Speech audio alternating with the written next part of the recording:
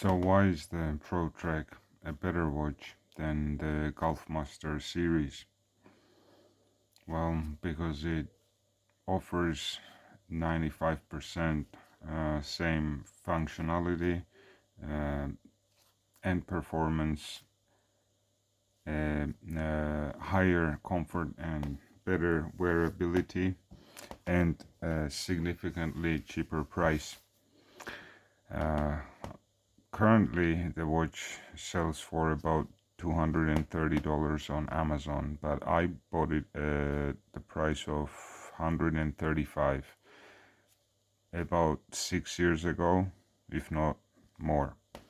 The price fluctuates and it goes up and down. There is a number of different color variations and models on the Protrek series, and so you can maybe catch a good price on one or the other. What attracted me to this one was actually the dial and the splash of orange on the crown, as well as on the second hand. I don't have the Gulfmaster on hand because I sold it, and actually I sold two. The battery operated, the cheaper version, G Shock Gulfmaster, and the more expensive cousin of it, the Tough Solar Gulfmaster with the triple sensor. So the first one was twin sensor, the second one was the triple sensor, which leads into the functionality of what this watch offers. And it is, as I've already mentioned, about 90-95% the same as the Tough Solar Gulfmaster, the larger cousin. This watch is a PRG-600 Casio. It's not a G-Shock. It only claims 100-meter water resistance, which is one difference between this and the G-Shocks.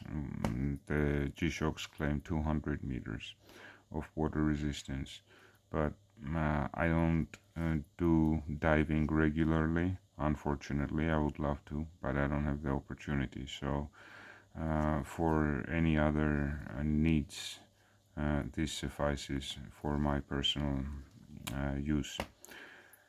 The comfort level, as I've mentioned, obviously this is a Protrek, and the other one in the Gulfmaster that I'm comparing this to is a G-Shock, full tough G-Shock Triple G series, the Casio calls them. The watch is significantly, this one is thinner than the Gulfmaster and most of other G-Shocks. As a matter of fact, this is only 13.5. It is rather wide, but so are the G-Shocks, so it's difficult to catch a measure here. I don't want to take it off the internet, but I'll take it from this corner to this corner, and that is 46.7. So 46.7, 46.6 is the shortest width on the watch, but it wears surprisingly good. And obviously Casio and Seiko and these Japanese watches have their magic of wrapping the watch around your wrist. Even though they are of a larger size, they're still rather comfortable. But this watch, unlike the G-Shock that I mentioned, the Gulfmaster series, whether it be the battery operated one or the Tough Solar, or the third, the most expensive one that actually measures the depth underwater, which is a dive watch, very specifically targeted towards divers type of watch, which is even larger. It's the largest Gulfmaster, and that is priced between 600 and 900 USD, depending on whether you get it on the strap or a bracelet. But in both cases, unfortunately, all of the Gulfmaster series, like many other G-Shocks, have fixed lugs. And I apologize for this, it's not gunk. I tried to brush it up and clean it with soap and a toothbrush, but this is actually cement dust, and it has set in there deep. I guess I didn't brush out in those areas. But as I was saying, the lugs are fixed, and so they do not articulate like that, unlike on the Protrek. This has a stopper on both sides, but what that does is it helps the strap make an oval shape around your wrist. So even if I let go, it does this. If this were fully flexible, if they could move all the way down to here, it would not make this oval shape. That's the reason why these have these stoppers, these straps. I wore the watch on the strap originally for a while, but then I opted for something else, which we'll get to later. But again, a comparison to the functions of this to the G-Shock, the Gulfmaster, I won't get into too many details. People that are watching this video are most likely familiar with both of these watches, but what this watch gives you, just like the Gulfmaster series, is a compass. So there you go. There's the compass function. It goes back to the magnetic north. It has an altimeter, so it will tell you the elevation. It is set in meters, and so it tells us we're about 1175-76 meters above sea level, which is correct. Obviously, it operates through a barometer, which measures the pressure and then calculates approximate elevation from the sea level, but it calculates it to a very low margin of error. I compared it to the cell phone as well as the altimeter in my car, which also uses a barometer, but the cell phone does not use a barometer. I think it uses GPS data. Anyway, it has the altimeter and it has a thermometer. So let's go there. Mode, barometer, temperature, so that's your temperature gauge. And so it has three sensors. It's a triple sensor. It operates very similarly. The settings are operated through the buttons, obviously, but also the crown. And the crown is like a joystick. It's not your usual crown. You can't rotate the handset with the crown. You give it instructions, basically. But the overall use is very similar to the Gulfmaster. And there are quite a few similarities. The dial itself, though, is actually more visible and easier to read compared to the Gulfmaster. If you can notice, there is a crack on the screen right on the lower side, right there. It is visible through the video. So yeah, there is a crack, but no worries, that's just a protector. That's a screen protector, which I will change now. And then I will also change the strap, because this is not an optimal strap. Before I change it though, I do want to point out some of the cons on the strap, on the original one. Some things that I just can't explain why Casio did it this way. So one is there's only one retainer for the strap, and it is too loose. It does not have a means of clipping onto anything on the other side, so when this is on your wrist, it just slides in and out. There's not much retention. The friction, weirdly enough, there is none, even though this is some sort of silicone rubber mix. There's just not enough friction.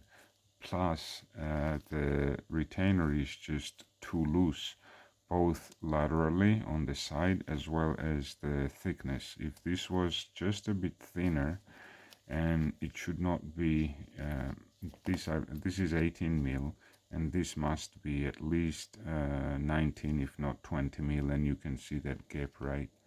That gap, this gap right here. It shouldn't be it shouldn't have such a big gap like that, and it would serve its function better. The other weird thing is their decision to make these horns instead of a buckle. I don't know why. You see, there's about 3 millimeters of a gap. Why Casio? And most importantly, this is not a cheap watch. I mean, it sells for, let's call it 150 to 230 US dollars, depending on sales, etc., and where you buy it. And Casio does not provide a decent strap for it.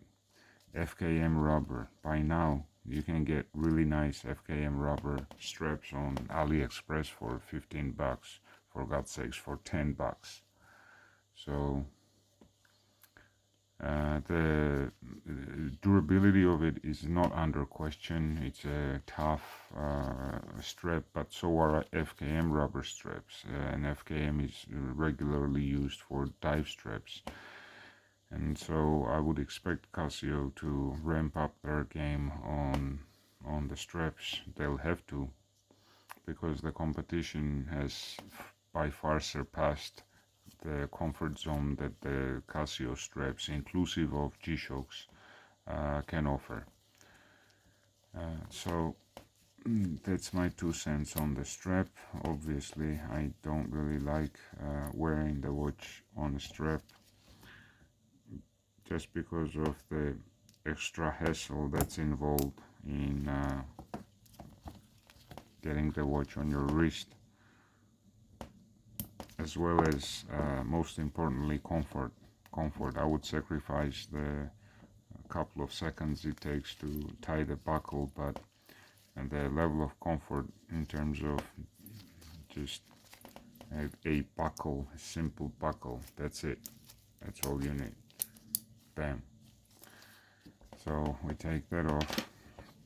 Now by the way, on this G-Shock, this is my beater G-Shock. I love it. You can tell that it's a beater. Look at the scratch marks. Yeah, I love my watches. I use my watches, and most of my watches are tool watches, so that's okay.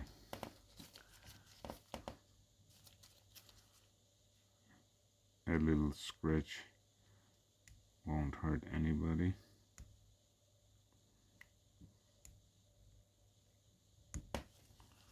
Oh, that's on there really tight.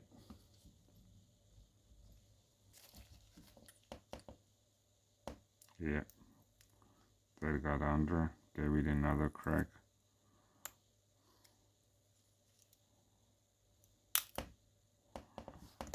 Okay, so this is a tempered glass screen protector, just like ones that you use on your cell phones. and they cost about $10 for a pair on Amazon. I strongly suggest that you use them on your watches if these are available for the watch model that you have. These are actually sold for smartwatches, for you know, the mainstream models of Casios, etc.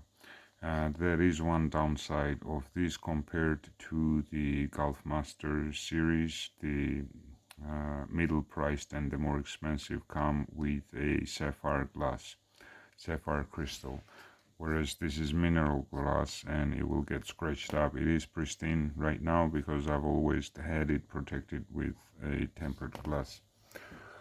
And on this G-Shock, this is the third glass that I'm using on this. I've broken it 3 times.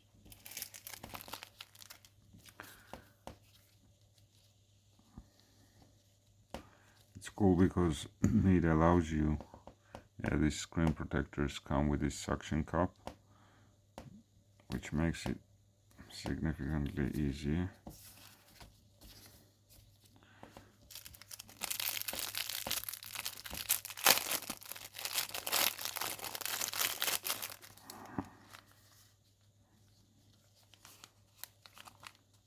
Okay, wait.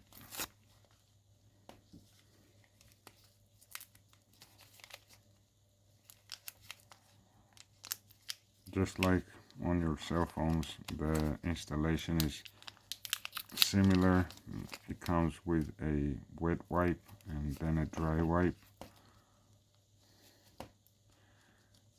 And so before you install your protector, you want to degrease it, get rid of any dust, any gunk.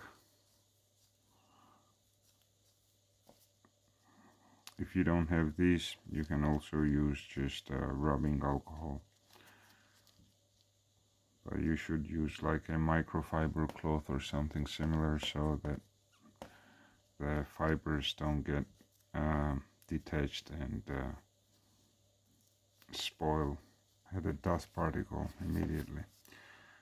So you want to do this quick. Okay, got it right that time.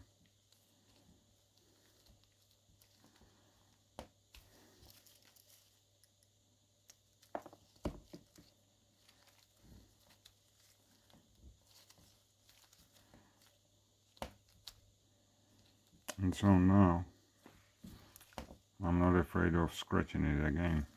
It barely comes out farther than the fixed bezel. The bezel is stainless steel and it is all scratched up all around, and I love it because it adds character to my watch. And so the last thing that I do with this is just put it on a strap.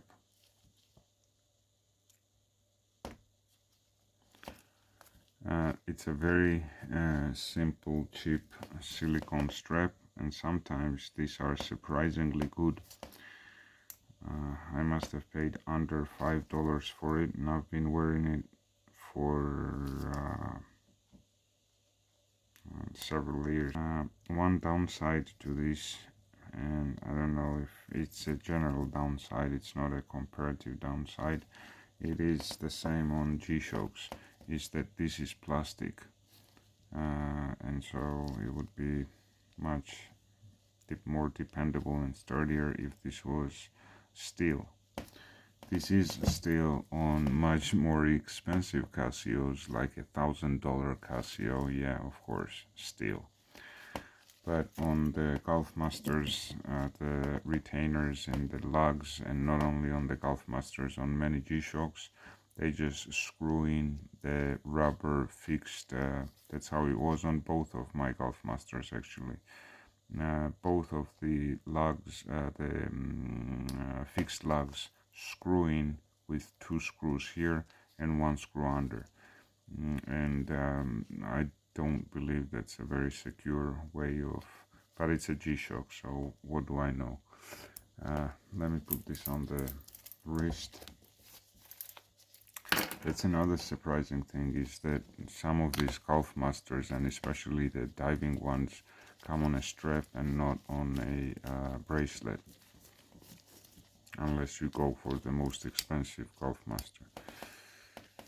So it wears very nicely, very comfortably, very quick to put on, and